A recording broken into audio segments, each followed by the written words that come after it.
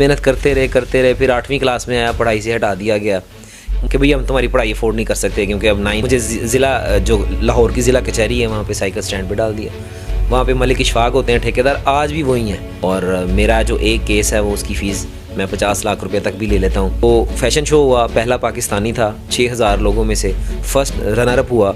Indians को भी पीछे छोड़ दिया, सबको पीछे छोड़ दिया, झंडा लहराया। वहाँ पे भी रोना आया, वालिदा नहीं थी, दोस्त नहीं थे साथ। वो वाले दोस्त जो मेरे बचपन के दोस्त थे वो दुबई में ही थे, लेकिन वो मेरे साथ नहीं थे। जब मैंने LLB करना था, मेरी एक स्टूडेंट है, उन्होंने मैं उनको होम ट्यूशन पढ़ाता था, वो मेरी स्टूडेंट थी, उन्होंने अपनी बालियाँ दी मुझे, मैंने वो बालियाँ बेच के मैंने अपना एडमिशन दिया, तो आज वो मेरी बीवी है। अस्सलाम वालेकुम नाजरीन, आपका मेज़बान मोहम्मद साद आपके साथ हाजिर है। आप देख रहे हैं राइट्स ऑफ पाकिस्तान। हर समात व बसीरत को मेरा सलाम।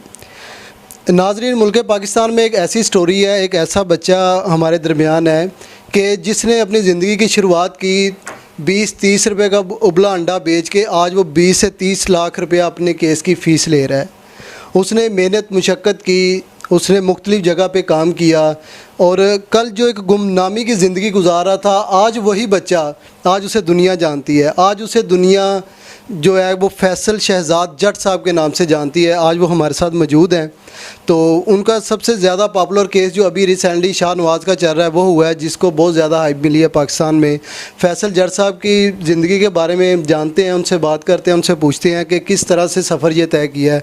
अस्सलाम वालेकुम फैसल भाई। वालेकुम अस्सलाम। जी फैसल भाई, क्या हाल है? ठीक है, तबीयत से ठीक है? जी शुक्र है अल्लाह का, आप सुनाएं कैसे? अच्छा फैसल भाई, ज़्यादातर लोग आपके वीडियोज़ इंटरव्यू चल रहे हैं, शाहनवाज़ के हवाले से चल रहे हैं, मगर आपकी जो निजी ज़िंदगी के बारे में जानने का आज हमें मौका मिला है। आपका शुक्रिया, आपने ये मौका दिया है। तो क्या ये बातें सच हैं कि आपने इतनी स्ट्रगल की है? आपने कहा जाता है कि आपने उबले अंडे बेचे, आपने एक स्टैंड, रिक्शा स्टैंड था, वो साइकिल स्टैंड था, उस पर आपने काम किया, किसी होटल में काम किया। ये इन बातों में कहाँ तक सदाकत है? 100% सच्चाई है, सदाकत है कि मेरा फ़ख्र है। कहते हैं कि अपनी औकात नहीं भूलनी चाहिए, इंसान को अपना माजी नहीं भूलना चाहिए। और अगर कोई इंसान बादशाह की सीट पे बैठता है फ़कीरी की ज़िंदगी से, तो ये अल्लाह उसे बिठाता है, इंसान के बस की बात नहीं होती। ये बिल्कुल सच्ची बातें हैं कि मैं जब बचपन में था तो उबले हुए अंडे वालिदा ने दिए थे बेचने के लिए। हालात काफ़ी ख़राब थे, रेंट के घर में रहते थे, तो बड़ी परेशानियां थीं, लेकिन मैंने वालदा को सपोर्ट करना चाहता था, घर को सपोर्ट करना चाहता था। उस वक्त मैं 4th या 5 क्लास में पढ़ता था, तो उस वक्त मैंने बेचे। और आपने भी कहा 20 और 30 रुपये का, उस वक्त 1 रुपये का अंडा था, 1 रुपये का अंडा था और 1.5 रुपये का बिकता था। तो मैंने उस वक्त 50 अंडे बेचे थे, और फिर अल्लाह ने ऐसी करम नवाजी की, मेहनत करता गया। तो ये सफ़र बड़ा लंबा होता है। देखने में लगता है कि ये कल को ये बेच रहा था, आज यहाँ बैठ गया, ऐसा नहीं है। छोटा सा था, 4-5 क्लास में था, शुरू हुआ मेहनत करना, फिर मेहनत करते रहे, फिर 8वीं क्लास में आया, पढ़ाई से हटा दिया गया कि भैया हम तुम्हारी पढ़ाई अफोर्ड नहीं कर सकते, क्योंकि अब 9th में साइंस, फिज़िक्स, केमिस्ट्री, बायो थी, उसके लिए एकेडमी भी रखनी पड़नी थी। तो उन्होंने कहा जी हम अफोर्ड नहीं कर सकते। मुझे ज़िला जो लाहौर की ज़िला कचहरी है वहाँ पे साइकिल स्टैंड पे डाल दिया। वहाँ पे मलिक इशफाक होते हैं ठेकेदार, आज भी वही हैं, किस्मत के साथ आज तक वही ठेकेदार हैं वहाँ पे। तो जब वहाँ पे आया तो वहाँ पे मुझे तकरीबन 15 रुपये एक दिन का मिलता था। मैं फिर वहाँ पे घर जाके दूध लेके जाया करता था। लाइफ गुजारी, बड़ी टफ़ गुजारी, रोना भी आता था, तकलीफ़ भी देखी हैं। बस जद्दोजहद में लगा रहा। जद्दोजहद काफ़ी लंबी थी, काफ़ी तवील थी, लेकिन अल्लाह का शुक्र है कि उस जद्दोजहद का फल मिला है कि आज दुनिया जानती है। और मेरा जो एक केस है वो उसकी फ़ीस मैं 50 लाख रुपये तक भी ले लेता हूँ, और कम से कम जो है 3 लाख रुपये है। अच्छा फैसल भाई, ये जद्दोजहद जब आपने की तो कोई अपने दोस्त अहबाब, रिश्तेदार, किसी की तरफ से कोई आपको सपोर्ट मिली थी? सपोर्ट की बात करेंगे तो कहते हैं कि मावा नाल नानके ते प्यों नाल दादके। ठीक है, जब मेरी वालदा की 2006 में डेथ हो गई थी ना, तो उसके बाद तो ना मामू थे ना खाला थी, बल्कि उससे पहले भी इतने नहीं थे। ये जो बच्चा आपके सामने बैठा है ना, इसको मतलब मामू और इनका जो प्यार है उससे महरूम बच्चा है, और चाचा ताया इन लोगों के प्यार नहीं मिले, क्योंकि गुजरांवाला से थे। वांडो गांव है हमारा, वहाँ पे वाले साहब का प्रॉपर्टी के इशू थे, वहाँ पे जानों के ज़्या होते थे, इस वजह से वो वाले साहब हमें लाहौर ले आए थे। फिर हम सब बहन भाई यहीं लाहौर में हुए हैं। तो बस फिर ज़िंदगी इस तरह है कि मेहनत करके गुजारी है।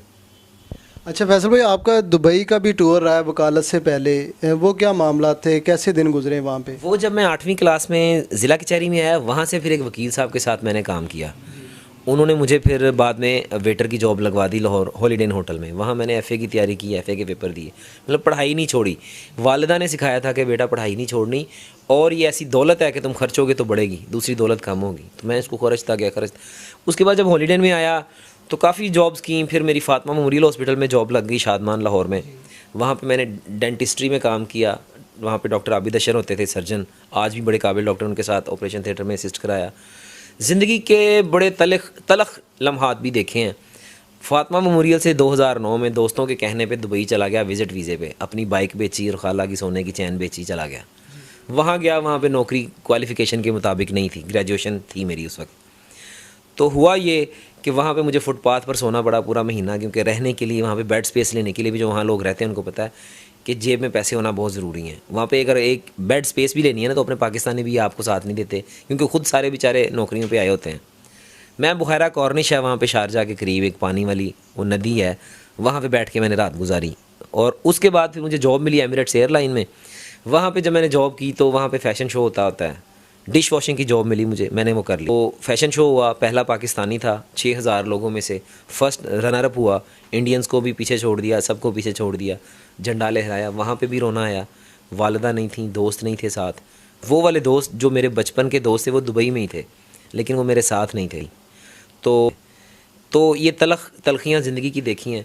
आज बैठा हूँ और यही सबक मिलता है कि बस कामयाबियाँ अगर हासिल करनी है ना, जो बड़ी बड़ी सीटों पे लोग बैठे हैं उन्होंने बड़ी कुर्बानियाँ दी होती हैं, या अपनों की दी होती हैं या दोस्तों की दी होती हैं, किसी ना किसी चीज़ की कुर्बानी ज़रूर दी होती है। नाजरीन, ये बिल्कुल ऐसे ही जैसे फैसल भाई बता रहे हैं कि जब बंदा कामयाब हो जाता है तो फिर कोई नहीं देखता कि इसने स्ट्रगल कितनी की है। लोग देखते हैं कि ये बंदा अब कामयाब हो गया। जब कामयाब हो जाते हैं तो लोग आपके साथ मिल जाते हैं आगे। फैसल भाई, लास्ट क्वेश्चन के जो लोग पहले आपके साथ नहीं थे जब आप स्ट्रगल कर रहे थे, आज वो लोग आपके साथ अटैच होने की कोशिश करते हैं या आपके बारे में क्या राय रखते हैं? वो भी यही कहते हैं जैसे मूवमेंट चलता है साडा कज़न है। मैं आपको एक बात बताना चाहूँगा, लोग इस चीज़ को क्या समझते हैं मुझे नहीं पता। मेरी जो खाला हैं जिन्होंने सोने की चैन बेची थी, मुझे उस वक्त 20,000 रुपया तोला था। ये छोटी छोटी चीज़ें हैं, मैं डिस्कस इसलिए कर रहा हूँ कि दुनिया देखे कि कहाँ से कहाँ पहुँचा हूँ, और ये इतनी बड़ी बात नहीं है। 20,000 की सोने की चैन बेची, जब मैं वापस आ गया मुझे जॉब नहीं मिली, मैं फिर दोबारा साइकिल स्टैंड पे चला गया। उसने कहा यार तू दुबईयों आया, फिर मेरे को आ गए हैं। मैंने कहा यार कोई गल नहीं, मेहनत करनी है। कहता तू ग्रेजुएट होके आ गए। अच्छा, मैं थोड़ी देर ही वहाँ पे लगा हूँ, फिर मेरी जॉब लग गई गंगाराम हॉस्पिटल में, फातिमा जना मेडिकल यूनिवर्सिटी में एज ए अकाउंटेंट। जब मैं वहाँ जॉब की स्टार्ट, सरकारी जॉब थी, तो मैंने साथ LLB में एडमिशन ले लिया। अच्छा, वो एडमिशन मैंने लिया, मेरी खाला ने मुझसे वो जो 20,000 था उसने कहा मुझे पूरा तोला ही चाहिए। तोला पूरा 55,000 का था, मैंने महीना 5,000 करके अपनी नौकरी में से दिए। वो देने के बाद फिर मैंने बाइक ली अपनी किस्तों पे। फिर इस तरह से अल्लाह ने मुझे कामयाबी दी तो मैं आगे बढ़ता गया। बताने का मकसद ये है कि खाला हो, फुप्पी हो, चाची हो, ये नसीब वालों को मिलते हैं सिंसेयर। ख़ानदानी मोहब्बत, प्यार, इवन के बहन भाइयों का प्यार भी तब मिलता है जब कोई नसीब हो इंसान का। अदरवाइज़ ये बहुत बड़ी नेमत है मेरे लिए। फैसल भाई, LLB में ही क्यों आए? किससे मुतासिर होके, किसी ने गाइड किया? LLB ही क्यों आपने चूज़ किया? LLB मैंने इसलिए चूज़ किया क्योंकि जब मैं छोटा सा था तो शौक़ था कि इंस्पेक्टर बनूं, लोगों की मदद करूं, इंसाफ करूं, जो औरतों के साथ जुल्म करते हैं, मारते हैं लोगों को। तो जब मैं ज़िला कचहरी में गया था तो वहाँ पे मैंने देखा कि पुलिस वालों को भी कोई खींचने वाला होता है, कि इंसाफ की बात करने वाला, गरीबों को इंसाफ लेके देने वाला ज़्यादा पावरफुल होता है। तो फिर मेरी ख्वाहिश वो थी। 2006 में जब मैंने ग्रेजुएशन किया तो एडमिशन मैंने 2013 में लिया। एक तवील अरसा था, क्योंकि वो अरसा था क्योंकि फ़ीस ज़्यादा थी लॉ की। जब मैंने LLB करना था, मेरी एक स्टूडेंट है, मैं उनको होम ट्यूशन पढ़ाता था, वो मेरी स्टूडेंट थी, उन्होंने अपनी बालियाँ दी मुझे, मैंने वो बालियाँ बेच के मैंने अपना एडमिशन दिया। तो आज वो मेरी बीवी है। LLB की फ़ीस ही नहीं थी मेरे पास। तो और फिर पार्ट 2 में जब हुआ तो आप जैसे मतलब इस तरह प्यार करने वाले दोस्त मिले कि जब मैं ऑफिस अपनी क्लास में आया तो एक वाउचर पड़ा हुआ था, मेरी फ़ीस जमा थी।